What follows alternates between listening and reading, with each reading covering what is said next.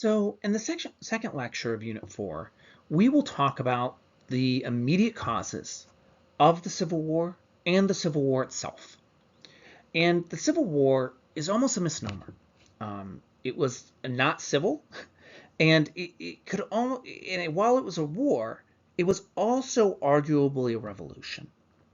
And so, we're going to take a look into how the Civil War effectively destroys the institutions of the First Republic and inaugurates a new American government. And so this lecture will be focused on the sort of social and political impacts of the Civil War. And the next lecture will be focused on what does the Second Republic look like? What does Reconstruction look like? How is the nation a changed place after the Civil War? Because it really is through the Civil War that the United States we have been learning about over the past 2 weeks, that of a compromised constitution, the spreading of slavery, the expansionist nature of the United States against native nations. A lot of that is destroyed in the Civil War. And the nation is reconstituted on new ideas like who is a citizen, what does citizenship mean, who has voting rights, these questions, and not questions of how do we hold a union together among different states that are very different from one another. Those are these questions of rights are what's actually going to dominate the national debate after the Civil War. So with that, let's go ahead and get started. So our major goals for the class are first to simply understand the immediate causes of the Civil War. What caused it? Second, understand the two phases of the Civil War. First, the war for union, and second, the war for emancipation. Because the aims of the Union in the Civil War fundamentally change over the course of the conflict. And then lastly, I want you to be able to understand the political implications of the Civil War and what the Civil War does to the United States political system. So one of the most prominent events in the history of the debates over slavery in the United States was that of the Dred Scott decision. And the Dred Scott decision was issued by the Supreme Court in 1857 and is arguably one of the most immediate causes of the Civil War. And so Dred Scott was an enslaved person who was from Missouri. But his enslaver traveled with him throughout many areas of the United States. And his enslaver took him to territories where slavery was effectively banned, in Illinois and in Wisconsin Territory, and in a region of Wisconsin Territory that's actually modern-day Minnesota, and at Fort Snelling near Minneapolis. And so Dred Scott actually petitioned to court for his freedom. He said, I have been living in free territories, and so by law, I should therefore be free. And some courts actually agree with him. But this keeps getting appealed all the way up originally to the Missouri Supreme Court, which disputes his claim, and then appealed eventually to the U.S. Supreme Court. And the question here being, if an enslaved person is taken to a place that bans slavery, are they automatically freed by residing in a free territory? And Dred Scott's specific argument here is not just that he's traveling through, but he's actually living in free territories for substantial portions of time, for years.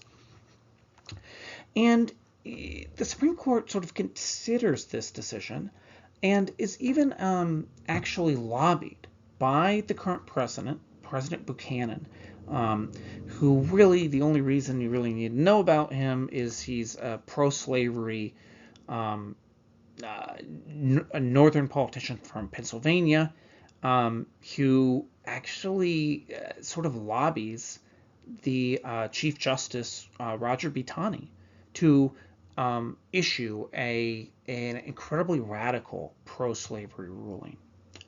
So Taney issues a ruling against Dred Scott in this decision. And so first he says that Dred Scott is not a citizen of the United States, so therefore does not um, have the standing to bring a lawsuit. And it basically is arguing that the U.S. Constitution does not confer citizenship on people with quote African ancestry, and so therefore he shouldn't be allowed to bring this lawsuit. Never mind the fact that actually, northern states decide questions of citizenship and voting rights is a question decided by states, right? So first off, this is already kind of a radical decision, just saying that. But the Supreme Court could have just left it at that, said you don't have standing, done, we're moving on. But he issues some other key parts of this ruling. One of which is that that this whole question of free territories and territories that allow slavery really shouldn't be allowed. That the United States government does not have the right to actually allow territorial governments to decide whether slavery should be banned or not. And so, effectively, through this decision, um, the Supreme Court legalizes slavery throughout all Western territories, including Wisconsin Territory and any other territories that might be made as the United States expands westward and conquers and fights native nations, signs treaties, and makes new territories out west. That all of them should be legally be forced to be required to have slavery. And this just creates a huge bombshell in American politics. Because up until this point, the way states were admitted into the United States was you would have states be admitted as slave states and free states equally. And so what that meant was for every slave state you would have a free state also be admitted at the exact same time. And that ensured equal representation in the Senate of people who supported slavery and people who were against slavery, or rather, people from slave states and people from free states. And this really mattered because due to the massive increase of immigration in the early 1800s, including due to the Irish potato famine, it's actually in the House of Representatives, Northerners actually now had more seats than Southerners. And so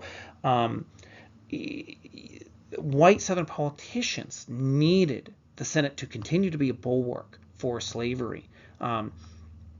But in this ruling gives them that bulwark and not only sort of continues this allowing of slave territories, but imposes um, uh, all territories to allow slavery.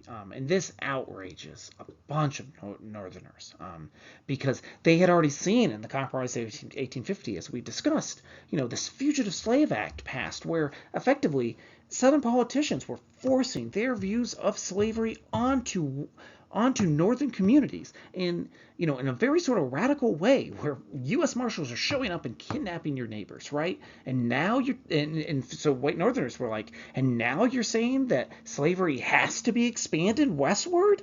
This is ridiculous. This goes against the entire point of the Missouri Compromise, which is to set up a boundary as to how far north slavery should be allowed. And so this really leads to a very difficult divide between the North and the South over the issue of slavery. So another prominent issue that happens around the same time as the Dred Scott decision is that of the question of Kansas and of this thing historians call Bleeding Kansas. And so what leads to civil conflict in Bleeding Kansas, quote unquote?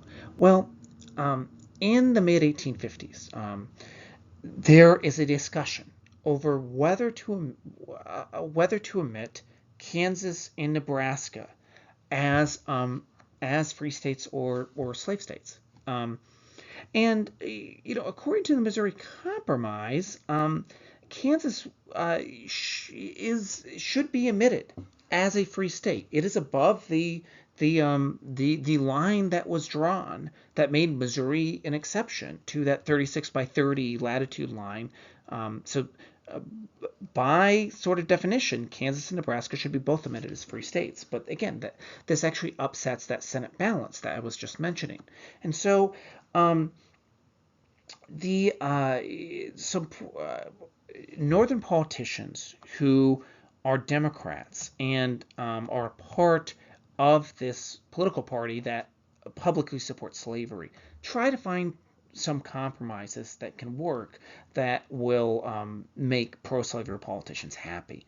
And so a senator by the name of Stephen Douglas, a sort of prominent senator who sort of sees himself as one of these sort of great compromising figures that figures out national disputes over slavery, proposes this thing called popular sovereignty.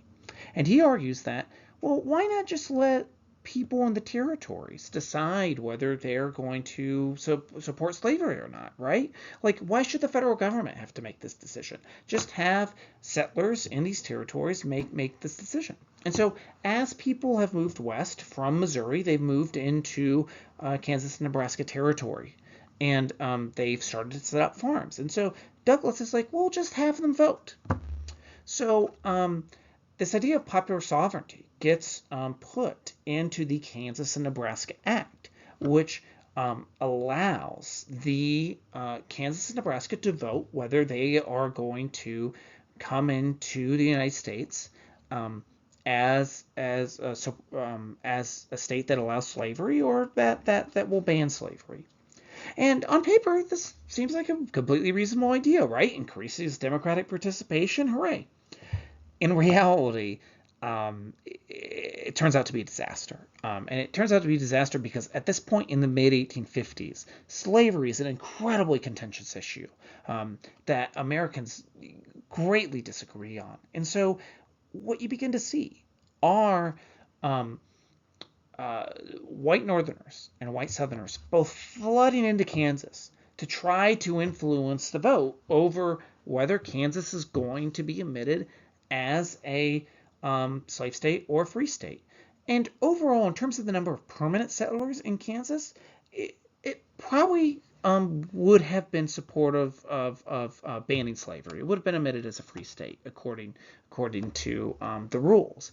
However, there's a group of people called the filibuster, or there's a group of people from Missouri who kind of set up these little temporary residences in Kansas. They don't intend to live in Kansas, but they just kind of go across the border and they set up these temporary residences, and then they just happen to be there for the elections to determine whether Kansas is going to be admitted as a slave state or a free state. And so and notoriously there are a group of pro-slavery settlers who come together at a place called Lecompton and sign a constitution that supports slavery. And many Missourians are sort of a part of this group. And they submit this constitution to the federal government to allow Kansas to be admitted as a slave state. Again, this is not a representative process. This is not a democratic process. This is a group of pro-slavery Missouri residents trying to increase the number of states that are admitted with slavery. And this leads to actually significant violence in Kansas as pro-slavery and anti-slavery towns get established, and you have raids, almost like military raids from people supporting slavery on anti-slavery towns and people against slavery on pro-slavery towns. One of the people who shows up into this sort of low-grade kind of civil war starting in Kansas is a man by the name of John Brown. And John Brown is a very radical anti-slavery activist who dedicates his whole life to it. He's very religious, almost to the point of he might have even had some sort of mental illness, frankly. He thinks God speaks to him. But he's very charismatic. and he's an ardent opposer, and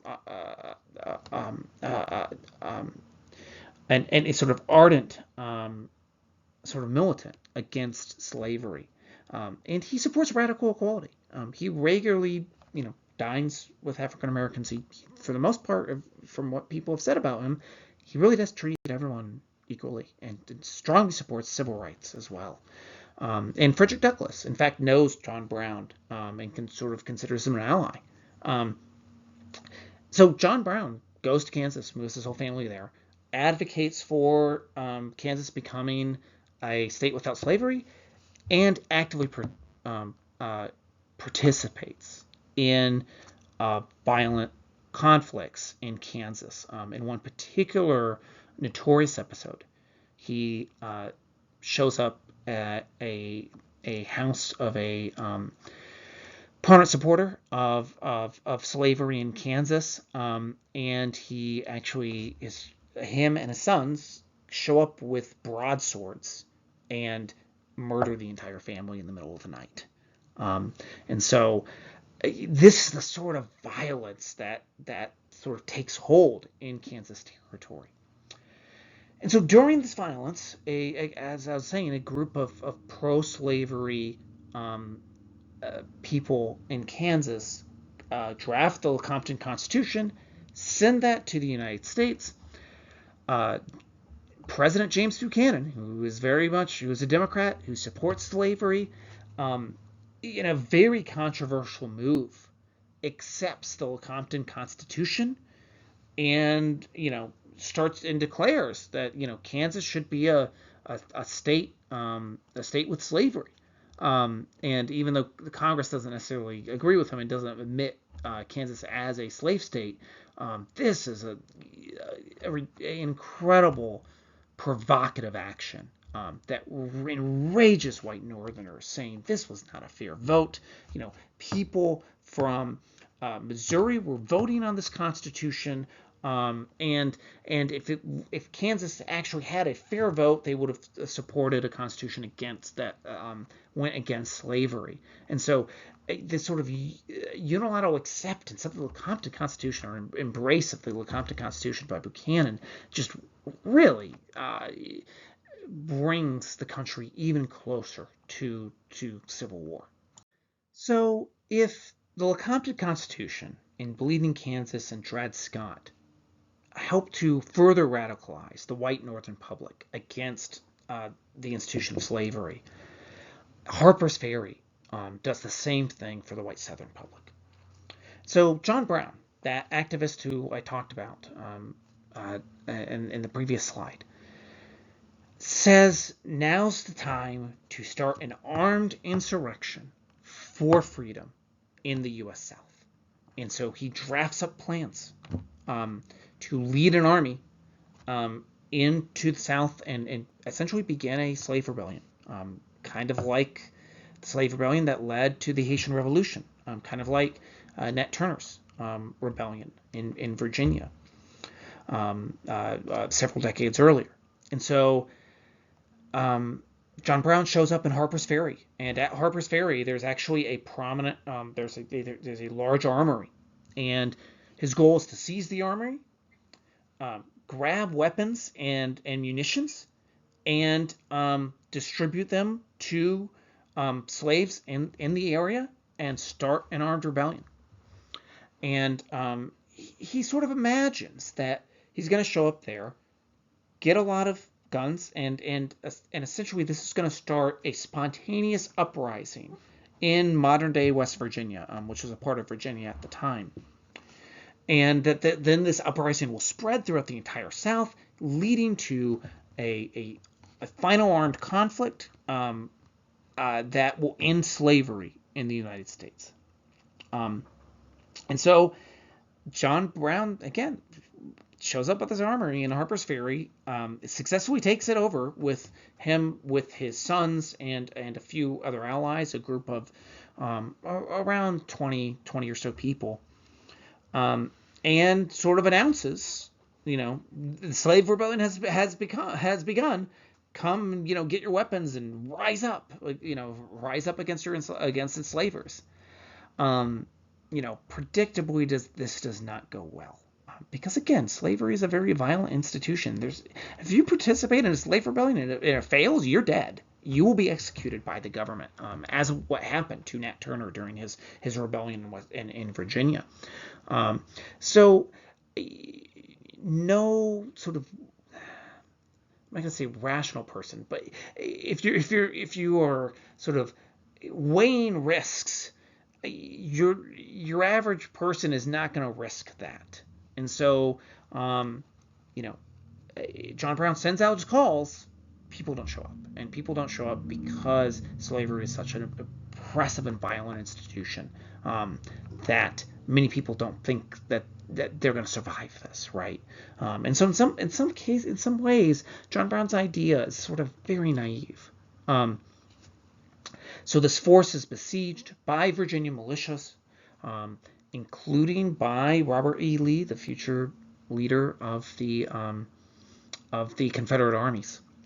And many of John Brown's force is killed. John Brown is captured by the Virginia militia, and he is subsequently tried in a very quick trial and executed by the Virginia state government. And at the time, most anti-slavery people kind of think John Brown's a nut job, right? And even some modern historians have argued that if you look at definitions of terrorism, John Brown's kind of there.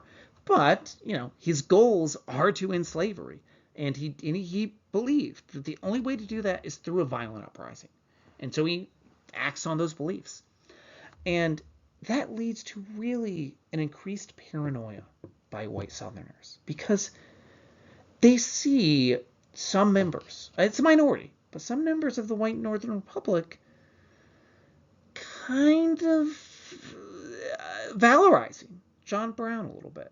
And this leads to an increased paranoia by white Southerners that this newly established Republican Party that has many anti-slavery voices in it is going to support immediate abolition, and is going to support and actually encourage slave rebellions.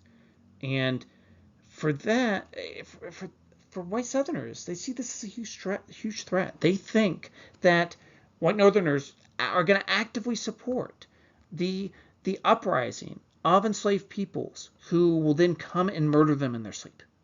And so, again, this leads to this massive state of paranoia from white Southerners that if Republicans get control of the federal government, it's going to mean that slavery as an institution is destroyed. And if slavery as an institution is destroyed, African Americans will come for revenge and come kill white Southerners indiscriminately. So it aids in this sort of paranoid atmosphere of white Southerners. So going into the election of 1860, the state of the country was incredibly fractured. Between the John Brown's attempting uprising in Harper's Ferry, the Dred Scott decision, the whole issue with Kansas and the Compton Constitution, Kansas-Nebraska Act, the white Northern and Southern public was greatly divided over the issue of slavery, so much so that it affected who was nominated in the election of 1860. And so the Whigs, as a political party, broke up in the early 1850s over questions of slavery and questions of anti-immigration issues. But in 1860, the Democratic Party suddenly couldn't hold itself together. So the president, James Buchanan, decided not to run for a second term, which is probably a good thing for Democrats because he was very much hated in the North at this time. Instead, his vice president, John C. Breckinridge, ran mostly on a pro-Southern platform. But Northern Democrats were not going to support Breckinridge because at this point, Northern Democrats were very annoyed about the issue of slavery. Stephen Douglas represented a lot of the views of Northern Democrats. They saw the Lecompton Constitution as an absolute disaster and held firm that, this idea of popular sovereignty would have solved the issue. And so Stephen Douglas chooses to run against Breckinridge. And then another candidate, John Bell, who was a planter from Tennessee, who just kind of wanted to have the country kind of stop talking about slavery, ran under a new political party called the Constitutional Union Party, which had a lot of support in the border states between the North and the South. And then the Republicans elected Abraham Lincoln, who at the time was considered a moderate anti-slavery politician who opposed the expansion of slavery out west, but did not necessarily talk about abolishing slavery where it already existed. And the Republican Party ran him as a anti-slavery candidate that again opposed territorial expansion out west. And so what this meant was that the only sort of two candidates who were vying for votes in the North were Stephen Douglas and Abraham Lincoln, for the most part.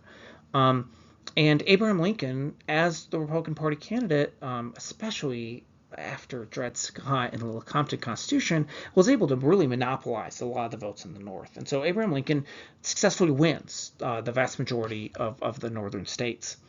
Whereas in the South, states are heavily divided, and you can kind of see on this map, the yellow's the Constitutional Union, blue is Stephen Douglas, green is Breckinridge, and you can see how deeply divided a lot of the American South was. And so a lot of the Deep South supports John C. Breckinridge and his very pro-slavery policy. John Bell is able to get a lot of votes in Virginia and especially Maryland. Meanwhile, Stephen Douglas gets a lot of votes in the southern parts of the northern states and in areas out west, but not really enough to win any of those northern states. And so this leads to a very contested election where Abraham Lincoln is able to get enough electoral votes, even though he only wins 40% of the actual popular vote, he's able to get enough electoral votes to be elected the new president. And this is sort of the fears of pro-slavery people in the modern-day American South who see the election of Lincoln as a massive threat to the institution of slavery. And so, following the election of Abraham Lincoln, there is an active campaign in the South to consider seceding from the United States. And this is a radical sort of idea. But again, Harper's Ferry just happened, and white Southerners who support slavery are freaked out. They are worried that there is essentially the North is going to cause a slave rebellion in the South, which will lead to the destruction of their society. And they're also worried that if slavery is banned in the West, that if slavery cannot keep expanding, it will eventually die as an institution. And so radical pro-slavery people start going through the American South and start making a case for secession. The first state to secede is that of South Carolina in December 20th, 1860. And they encourage other southern states to follow suit. And the people going around making these sorts of arguments really sort of give away the game about what this is about. There had long been sort of questions about, okay, is that actually about economics, right? This industrialized North and this rural agrarian South, or is it about this question of states' rights? It's not a matter of, the question of slavery. It's a matter of whether states had the right to set their own laws and not have them enforced on one another. I hope this lecture has, very clearly so far disproven all of this, right? People who supported slavery liked the Dred Scott decision. They thought it was a great idea that the Supreme Court suddenly allows slavery into territories that don't even want slavery as an institution, right? So this had nothing to do with democracy. This had to do with supporting a pro-slavery policy. And you really see that in the way people talk about slavery during these secession debates, because um, secession was debated. It was voted on by representatives. It was sometimes even voted on directly by the population, at least by the white population in these states. And the arguments that were employed were incredibly racist, incredibly paranoid rhetoric, where secessionists go around and say, if you don't vote for secession, what's going to happen is African Americans are going to rise in a rebellion against you, and they're going to come in the dead of night, and they're going to kill you. And just to make this very clear, and this gets sort of very graphic, and they are going to engage in sexual violence. They're going to rape our women and our children. Like, that's the sort of arguments that they employ to get people to vote for them. And so, you can see this rhetoric come into the 1900s, right? And go and, this is the sort of rhetoric that leads to Jim Crow. This is sort of rhetoric that leads to the lynchings of African Americans in the South in the 1900s. And you see it here. That's the core of why people vote for secession, because they are worried that Northerners are essentially supporting a slave rebellion that will result in white people getting murdered by the people they enslaved. And the other reason does have to do with economics, and the economics are that plantation slavery is a heck of a business. Some of the most richest people in the United States are all located in the South, and they're all prominent cotton planters.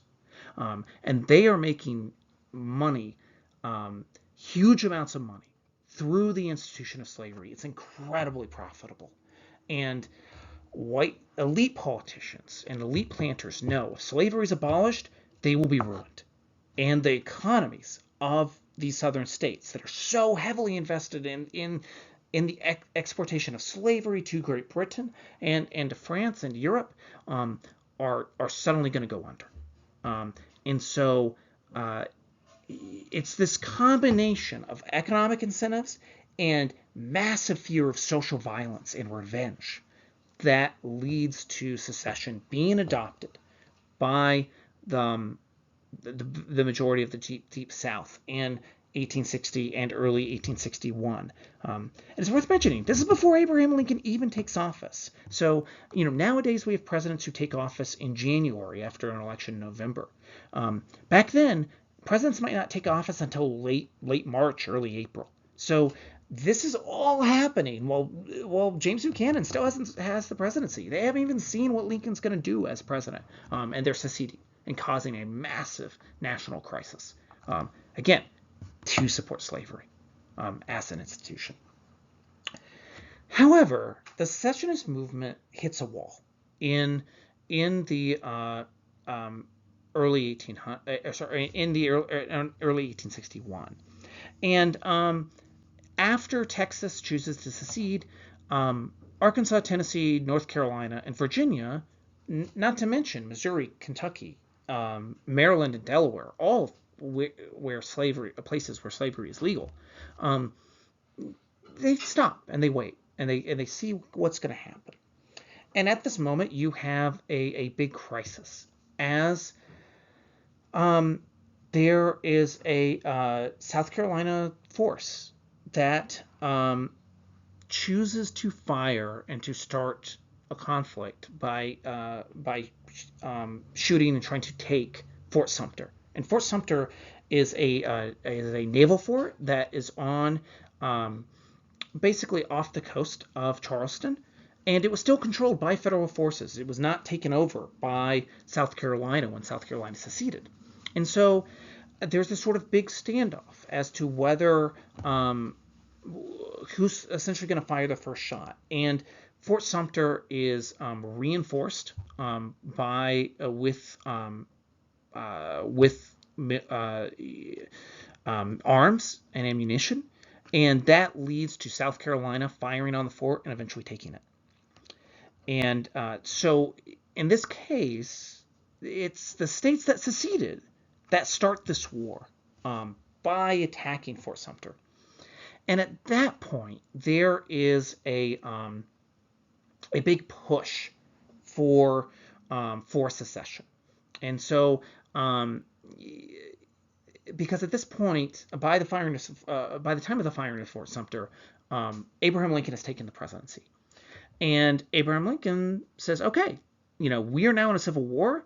It's time to call up the military." And so he goes to every state and says, "Okay, where's your troops to the army so that we can put down this rebellion?" Because South Carolina initiates a rebellion by firing on Fort Sumter, and then this new Confederacy, this new Southern Confederate government, we're now at war with them.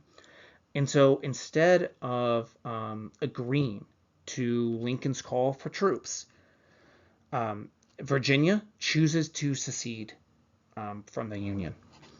And that sort of puts pressure on North Carolina, which is now stuck between South Carolina and Virginia.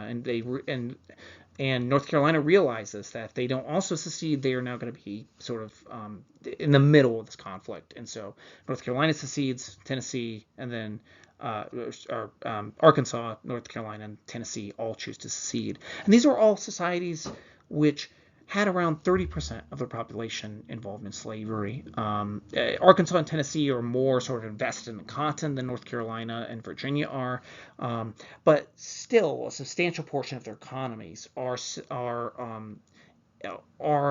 invested in slavery as an institution. And so this sort of leads to them siding with other Southern states, including Robert E. Lee, who turns down a commission in the United States Army and chooses to join the Confederacy. Unlike many of his compatriots, there are many white Southerners who were in the Army who stay with the Union Army through the course of the war. And then you have these other states where slavery is legal, but choose not to secede for a variety of different reasons. Kentucky, Maryland, Delaware, Missouri. And Kentucky, many of these places actually have lots of links to the north. Railroads link their cities to northern cities, and they're a little bit more urban. So you have sort of major cities in these areas like St. Louis in Missouri, Louisville in Kentucky, Baltimore in Maryland, and Wilmington in Delaware. So these cities are tied to northern networks and choose not to join the Confederacy in this Civil War. So first, when we start to look at the Civil War, I'm not going to go battle by battle, blow for blow. It could be a very, very long lecture. We do not have the time. So I want you to think about the Civil War in two different phases. One being a war for union, and one being a war for emancipation. And what do I mean by that? So first, the war for union. And this, I would argue, would be the first phase of the war. The goal of Abraham Lincoln during this time, which was really roughly from 1861 through November of 1862. The goal of the Union and of the federal government was to try to restitch the Union together. And so their political ideology is that through secession, Southerners broke apart the fabric of the country. And so what they're trying to do through this war is to defeat the Confederate armies and bring the states back together into a political union. And the question of slavery was almost kind of put on the back burner. It didn't really matter what was going to happen to the institution of slavery after the war. The goal was to get the country back together, and then you could kind of figure out what was going to happen with the institution of slavery. And so there were strong political considerations that had to be taken into account. So if you will remember the secession map, the states of Missouri, Kentucky, Delaware, and Maryland did not secede. Stayed with the Union. And so these were states with slavery. And so Abraham Lincoln wanted to make sure that he was going to keep these states on his side. And this was really important because these states also had some of the most populous cities in the South.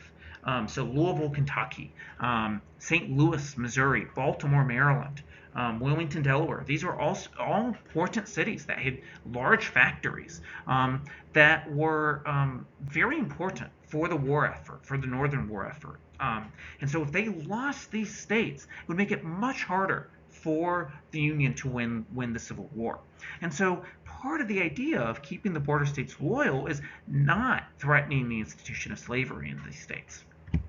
But also involves some pretty difficult political compromises and compromises with sort of cherished ideals. So Maryland in particular was a state that may have actually seceded from the Union, but Abraham Lincoln takes a sort of very radical action and actually suspends the writ of habeas corpus in Maryland, which is sort of essentially the trial by jury, the fact you can't be unlawfully detained by the military.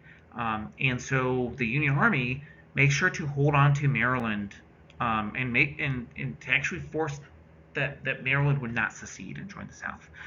Because if so, it would be a huge issue because Washington, D.C. is right in between Virginia and Maryland. Can you imagine the nation's capital being stuck between two states that seceded from the country? That would be untenable. And so Abraham Lincoln takes this sort of radical step to temporarily sort of get rid of civil rights and civil law in the state of Maryland to make sure that Maryland would not secede. And so these are sort of the difficult compromises that the government is making in the early parts of the Civil War. So there are some of the initial battles between the Union and the Confederacy are initially Confederate victories, but really they're both sides trying to figure out what this war is going to look like. So in this conflict, Americans are using rifled muskets that are much more accurate than the guns that were used in the American Revolution. And so armies are trying to learn how to actually fight in this with this new weaponry and this new technology. And they really don't understand it that well. In some of these earlier fights. And also these armies aren't really equipped that well at the beginning. And so at the beginning of the conflict, both the Union Army and the Confederates are essentially like, show up with what you have. And so people show up on the battlefield with very different colored like uniforms. It makes the battlefield very confusing. And so the first battle of Bull Run is two armies kind of confusingly running into each other and shooting randomly at each other, and people are hardly being able to tell who's friendly and who's their enemy. And so it takes a little bit of time for both of these armies to actually get organized. But once they do, in the earlier parts of the conflict, a lot of the battles take place in modern day Maryland and Northern Virginia. And the Confederate Army tends to win a lot of these earlier engagements, which is pretty important because the Confederate Army will over the course of the war have less men and less supplies, and so it's a lot more important for them to win decisive victories against the Union. And in the early part of the conflict, they are able to, at least in the Eastern theater. But the Union war strategy is quite comprehensive, and part of it is not just trying to win victories in Maryland and Virginia, but also gaining access to the Mississippi River and trying to cut off the South from international trade. And for this, they're trying to use naval power. And so part of this idea was this thing called the Anaconda Plan that was thought up by Union generals to cut off the South from shipping their plantation crops to Europe, shipping cotton, tobacco, and rice to Europe for a profit. And so strangling the Southern economy and preventing them from actually producing enough supplies to actually fight this war. And this Anaconda Plan actually works quite well. The Union Navy is able to sort of bottle up the Confederate States and prevent them um, from getting access to really important supplies for them to fight this war. So while the Union Army does quite poorly at the beginning part of the conflict in Virginia and in Maryland, um, the Union Army does a lot better out west. And so Union forces attempt to try to take over parts of Tennessee, invading from areas in Kentucky, which again is one of these states that stayed with the Union, um, and becomes sort of vitally important as sort of launching pads into the South. And under Ulysses S. Grant, a prominent Union war general, um, they're able to actually win a lot of important victories out west in 1862. And they even occupy the city of New Orleans, which is one of the largest cities in the South at the time, in early 1862. And it's through these campaigns out west that the Union really does start to inflict some pretty substantial losses into the Confederacy. But the Confederate Army is able to maintain their position in Virginia, and that really sort of strengthens their hope. And so, in their prospects in this war. And so, and remember, the Confederate Army, their goal is to not necessarily defeat and take over the United States. All they have to do is fight a defensive war. And so, as long as they're able to hold out and get international recognition from France and Britain, that would put the Union government in a very difficult bind. And so, um, having some military victories and staying present in the battlefield was the goal. Kind of, honestly, kind of like the American Revolutionary Army during the American Revolution. Um, so as long as Confederate forces were successful out east, it still prevented this war from being fought to an early conclusion. And so, really, in 1862, the Civil War is very much still uh, very much in the balance. Either side can sort of win this war, despite the Confederate losses out west. Now, as the Union Army marches west and goes into Arkansas and Louisiana and Mississippi and takes over New Orleans and moves down through Tennessee, they come into areas where there were large plantations, especially in the Mississippi Delta, and people were still enslaved on those plantations, working to grow cotton and increasingly to grow wheat and sometimes corn and other cereal crops to produce food for the Confederate Army. And as this happens, members of the Union Army, Union soldiers, kind of see the effects of slavery for the first time. And they see what kind of institution slavery is. And it changes their perspective. And so we get this from a lot of letters from Civil War soldiers who, from these white Northerners, they've heard stories about slavery, but they don't really understand what it is until they encounter it. And it makes people oppose slavery and support emancipation in a much more radical way. Because as this happens, as the front moves into areas where people were enslaved, African Americans who were enslaved run to Union lines and try to appeal to the Union Army for their freedom. And by doing so, these thousands of people who are running to Union lines force the Union Army into some very difficult decisions. They kind of force their hand. And Army generals are having to think, am I going to unilaterally start kind of getting rid of slavery, where my army is. And keep in mind, this is going against federal laws, right?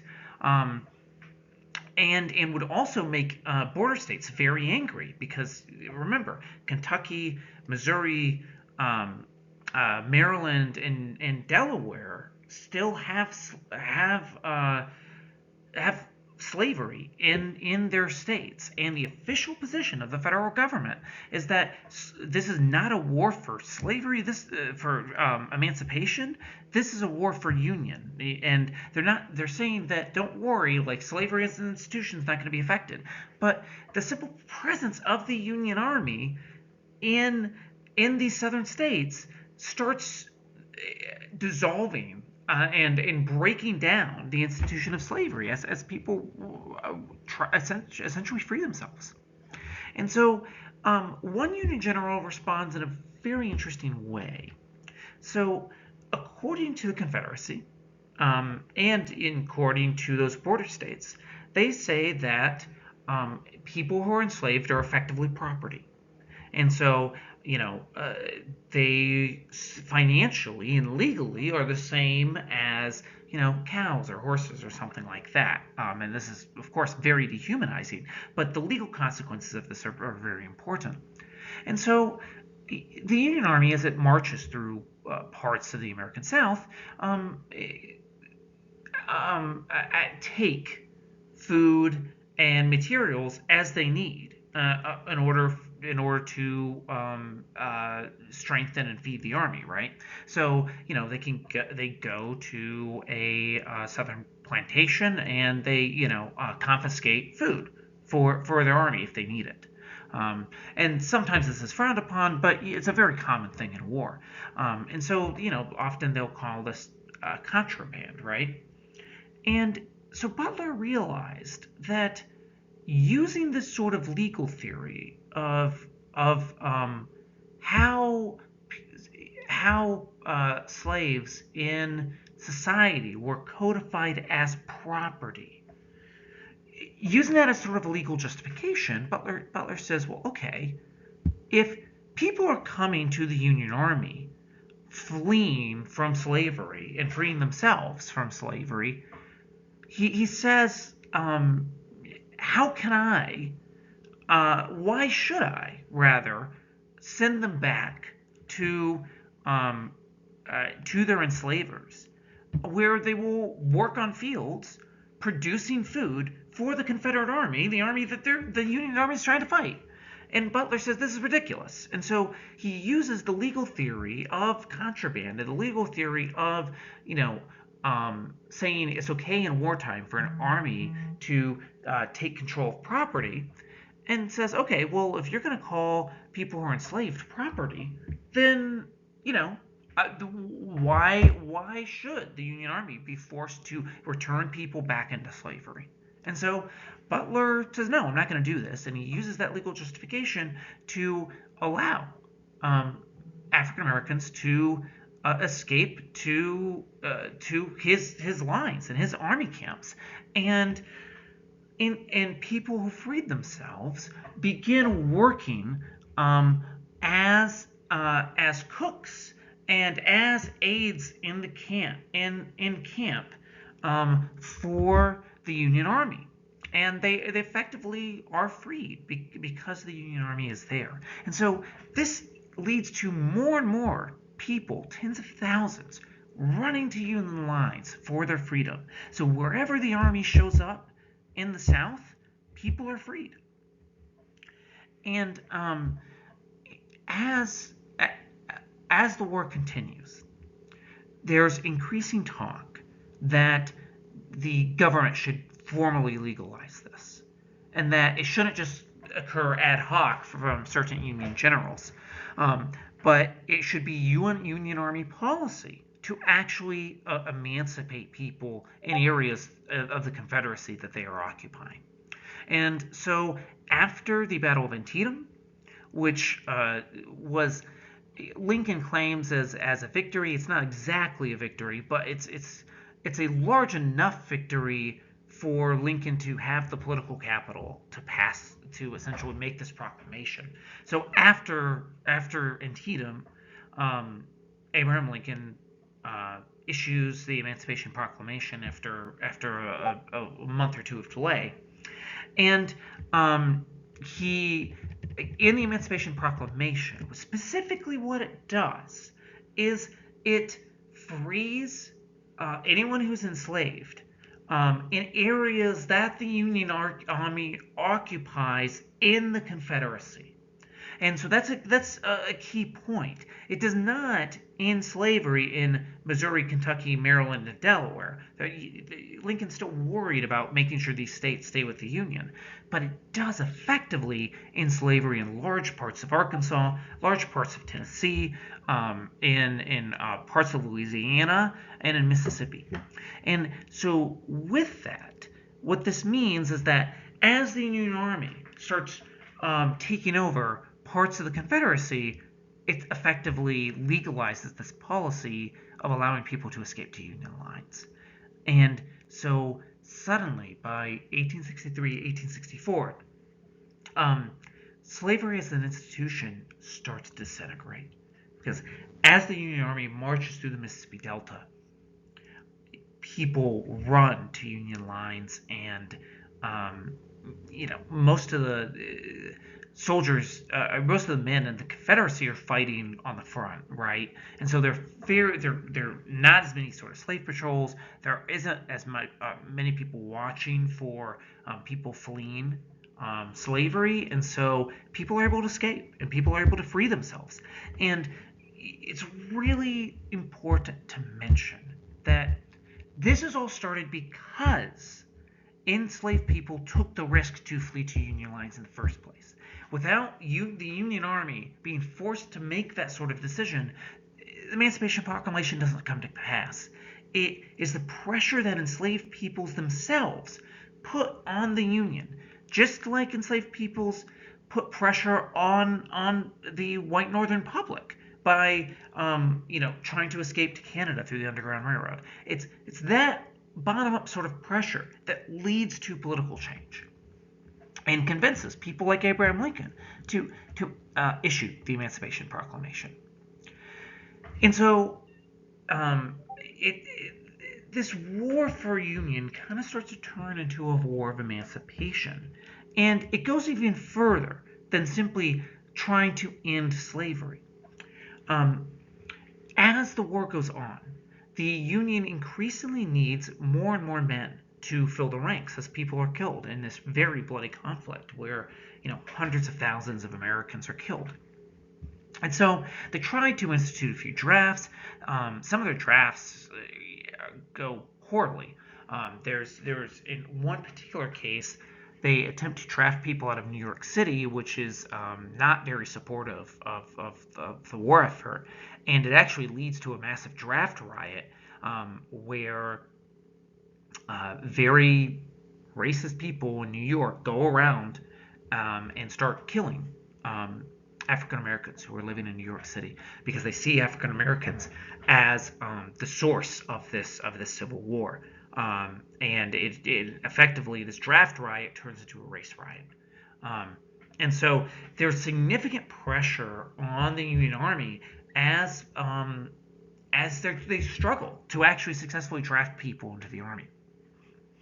And those men are needed on the front line. So African Americans start petitioning the Union Army to be allowed to join.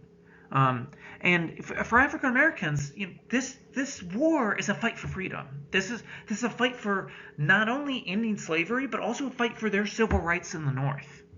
And so free African Americans in the North are very eager to enlist in the Union Army. And in fact, there is a unit that is made called the 54th Massachusetts, where a lot of free African Americans in Massachusetts joined this unit, and this unit was segregated from white soldiers, but it did have white officers in it, and black Union Army soldiers, like the 54th Massachusetts, are put into the front. They are often given the hardest job, the hardest assignments. They are forced into the most difficult frontal assaults on Confederate lines where there's significant casualties. In particular, there's this one assault on this fort called Fort Wagner, where a substantial portion of the attacking force is killed in their assault. But as Black Union Army soldiers start fighting on the front lines, it gets noticed that these African American units are generally a lot braver. They're a lot less often will run and will almost never surrender because they know the Confederates are not going to ever allow them to live. If they are taken prisoner, they are killed by the Confederate Army because of who they are. So, Black Union Army soldiers perform very well on the battlefield and start creating a name for themselves, which then creates pressure on the Union Army to allow African Americans to join the army, and they do. Tens of thousands, and ended up by the end of the war, around 100 to 200,000 African American men joined the Union Army at a very crucial time, because without their support, the Union Army would have had significantly less men to fight the Confederacy. And so you start to see as well these notices that I have right here on the left. This one in particular says, "Men of color to arms, now or never, 3 years of service," and says, "Fail now and our race is doomed." And the poster's almost like, questioning the manhood of the people reading it. Are freemen less brave than slaves? This idea that, and so what happens is you get this sort of movement of African Americans in the North saying, if we go join and fight for the Union, we are going to prove to racist white Northerners that, we are quote unquote worthy of the right to vote and worthy of civil rights, right? And it's through military service that African American activists and communities seek to get white Northerners to recognize their humanity and recognize their civil and political rights. And we'll talk about that a little bit more in Reconstruction. But it's worth mentioning, Black Army participation is incredibly important, and the reason why this war turns into a war of emancipation as opposed to a war for union. And here is actually a Black Union soldier, a sort of a quite prominent photograph of a Black Union soldier during the Civil War, and there are many such photos like this, and actually photography is sort of an invention around this time. And it's also worth mentioning this war of emancipation takes on a very strong tone in 1864 and 1865, especially during Sherman's march to the sea and through Georgia, where you have Union Army units marching through Georgia and singing stuff like John Brown's Body's a Moldering Grave and the Battle Hymn of the Republic. And the ideology behind this becomes very clear when the songs they're singing are, we are fighting to make men free. This isn't about stitching the Union together and having everyone get along. No, this is a war to end slavery, and that's exactly what this becomes in 1865. And especially after the Confederate Army and the crazy sort of secessionists end up leading to a war, killing hundreds of thousands of people. Even your most sort of racist white Northerners in 1860, by 1865, are fully on board with this war for emancipation. They're fully on board with the ending of slavery. And it's through the participation of African Americans in the Union Army that they effectively changed the American political system. They changed what the United States is about. And we'll talk about the consequences of this in the next couple slides. So, really quickly, what exactly were the reasons for the defeat of the Confederacy? Why is the Union able to successfully win the war? Well, there are more than a few reasons, and again, we don't have too much time to talk about this. This lecture is more focused on like the social consequences of the war. Um, but I mean, some key ones are just some strategic mistakes that the Confederacy makes. And so they make some substantial strategic mistakes in the West, being effectively getting surrounded and having the Union Army take the entire Mississippi River really cuts off a lot of the western part of the Confederacy from Virginia and from the main core of the Confederacy in the East. Um, but some of this is pretty simple. Lack of manpower. The Confederacy is less populated than the Union, and part of this is it gets into diplomatic failings because if the Confederacy was able to convince Missouri, Kentucky, and Maryland and Delaware to join, or was able to sort of forcibly take Washington D.C. and Maryland, they would have had a lot more men to successfully prosecute this war, but they're not able to convince those states because those states are not the same sort of slave societies that like Alabama and Mississippi and South Carolina are. They're places where they don't need slavery for their economies to function to function properly, and so therefore they're not taken with that sort of incredibly crazy super pro-slavery ideology that a lot of the rest of the American South is taken with, and that denies the Confederacy a lack of manpower and a lack of industrial production. And some of the other diplomatic failings is that the representatives of the Confederacy are not able to get the Great Britain and France to diplomatically recognize the Confederacy. And in the end, that's what they would need. They would need recognition from Great Britain and France. They would need pressure from Great Britain and France on the federal government to say essentially that no, we might enter the war on the Confederacy side if you don't come to a negotiated peace with them. And so the Confederacy needed to make that diplomatic case, and they failed to do so. And partially because at the same time they were pushing that diplomatic case, they were losing some very major battles, like the Battle of Gettysburg, like the Battle of Antietam. And so those losses, and there were massive losses in the West, sort of prevent them from doing so. But the main point is that the Confederacy, there was an incompatibility of slavery as an institution and how it functioned, and fighting a war for slavery. Because if you're fighting a war for slavery and 40% of your population is enslaved, that group of people are not going to support you in the war. The North, for the most part, had 80 to 90% of their people behind them in this war. Whereas the Confederacy did not have that.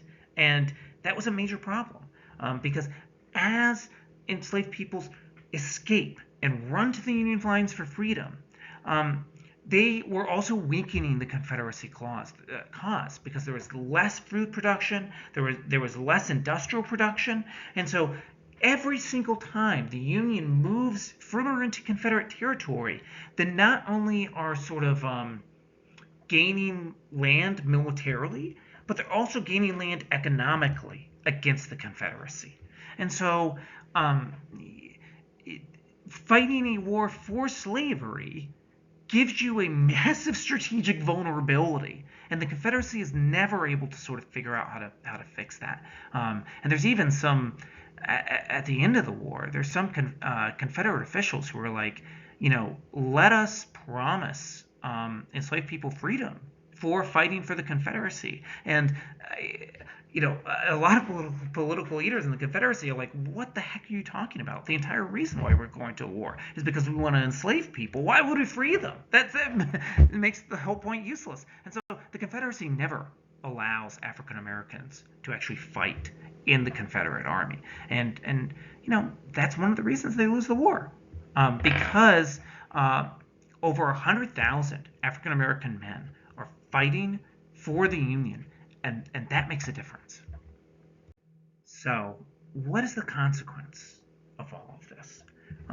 So, first, the consequence is massive destruction. And so, what you see here in the background is Richmond, the city of Richmond, which was burned down by the Confederate Army as they flee the city near the end of the Civil War in 1865. And you have it's sort of a sort of image that represents the destruction of the Civil War, which killed several 100,000 people, um, completely destroys the economy of the American South, which was so entwined with slavery that it really struggles to recover from this. Um, and it leads to massive social change. And part of the reason why it leads to a massive social change is because it it kills so many people in the North that Northerners are enraged by this because they're like, what have you all done? You led to a massive, like, every town has people they know who died in the Civil War. There's a reason why there are Union War monuments all over the North, and it's not just politics. It's because people lost a lot of their friends and their families and their brothers and their fathers, their sons in this conflict all over for the Confederacy to preserve slavery. And people at the end of this war are so sick and tired of the whole thing. And so that combined with the participation of African Americans in the Union Army and the escaping of African Americans from slavery leads to a strong majority who support emancipation and support the end of slavery throughout the country. And even if you didn't have legal laws that were passed to end slavery in 1865, it still would have been ended anyway. The Union Army effectively ended slavery by spreading out and occupying the South. Um, and wherever the Union Army went, slavery ended. And in fact, it's actually after the Civil War is officially over, the Union Army shows up in Texas, and so the holiday of Juneteenth, which is celebrated today, comes about because the Union Army shows up in parts of eastern Texas in early June and essentially announces there that slavery's done. You are all free, and um, and it's this movement of the army that really emancipates people. Um, However, at the end of this horribly brutal conflict, um, there is now a formal end to slavery, and in Congress they passed the 13th Amendment to the Constitution, which forever bans slavery in the country. Um, and it's amending a document that one could very reasonably argue was a pro-slavery document, and it's setting up a new course for what this country is going to become. And um, and this has a massive impact. Even in sort of the border states, even in those states we're talking about, where the Union was trying to seek to preserve slavery to keep them on their side, slavery is ended. It's immediate emancipation in places like Kentucky and Maryland and Missouri. None of this gradual emancipation stuff in the middle colonies. Nope, that's it. Everyone's free. And in this moment, Abraham Lincoln is assassinated by James Wilkes Booth, who was a prominent, or John Wilkes Booth, sorry, who's a prominent actor at the time, actually. And John Wilkes Booth was a prominent supporter of the Confederacy, might have been involved with members of the Confederacy. To this day, there's still disagreement over how much the Confederacy overall was involved in Lincoln's assassination. It probably was not this, but Booth definitely had help from people who were also supportive of the Confederacy. And this whole thing is just the assassination of Lincoln is a whole story in and of itself. I do want to say, it would be like if a minor actor today, like killed the president. It's kind of nutty. It was crazy at the time, and it's worth sort of getting into that mindset how kind of contingent history can be, and how weird history can be sometimes. So. But the political implications of the assassination of Lincoln are very important, because Abraham Lincoln at the time was slowly moving towards a strong Reconstruction plan, which would guarantee civil rights and political rights for African Americans of the South. He wasn't there yet, but he was moving towards it. And whereas his vice president at the time was Andrew Johnson, who was a conservative from Tennessee, and was, yes, a strong unionist, but he was very much the type who was kind of supporting the Civil War for union and not for emancipation. And so Andrew Johnson isn't going to support Reconstruction as much as Abraham Lincoln is. But we'll get into the political story in the next lecture. Basically, Johnson's overruled. It gets complicated. But the point being is, now you have a new country where slavery is gone. And so what does this mean? What kind of nation will emerge from this?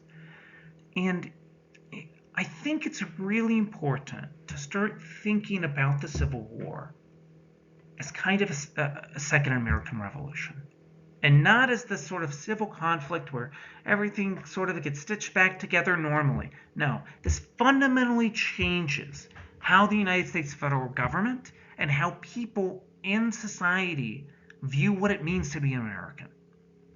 And black Union service in the Army fundamentally challenges these sort of assumptions in what was the first American Republic. This sort of government that was where white planters had a significant portion of the government, and really, through their actions and through their support of expanding slavery west and forcing U.S. Marshals to come into northern cities and kidnap people back into slavery. It's through those actions that pro-slavery people leads to this massive destruction in the Civil War. And people at the end of this are like, we're never doing that again. We're going to create a new nation. We're going to reconstruct the nation in ways not where we're just rebuilding buildings, but we're going to rebuild our political institutions in ways that this is never going to happen again. And the Civil War effectively ends slavery. Slavery, like it was, never returns to the United States. But what happens afterwards? And what will political rights and civil rights be in this new United States? And to answer that question, we will discuss that in the next lecture. So we talk about Reconstruction, and we talk about the building of the Second American Republic, of a new place that looks a lot more like our country today than anything before the Civil War. So, as always, thank you for sitting through this long lecture, and we will get started with our last lecture shortly. So, thank you very much.